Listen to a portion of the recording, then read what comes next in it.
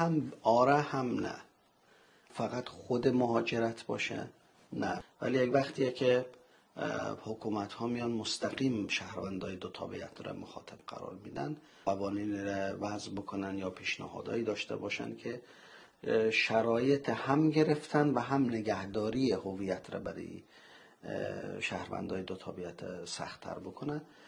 برای مثال در صورتی که دولت تشخیص بده طرف مخفیانه رفته جایی بدونه که دولت را در جریان قرار بده، تقاضای تابعیت از جای ثالثی کرده، و یا ای که جرم و جرایمی یا اعمالی را انجام بده که بر ضد دولت باشه یا امنیت کشور مورد مخاطره قرار بده، عملهای تروریستی انجام بده.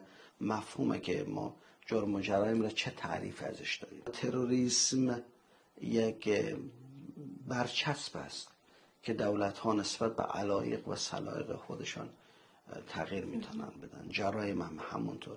و مسلما اگه یک دولت راست افراطی بخواد سر کار بیاد، تعریفش هم مثل ارزش‌هاش راست و افراطی میتونه باشه و حتی جرم‌های سبک هم میتونه به عنوان جرم سنگین برای مهاجرین یا شهروندای دو تابعیتی اطلاق بکنه و بهانه‌ای دستش بیاد تا اونا رو بتونه شهروندی را ازشان بگیره یا اخراج بکنه از کشور.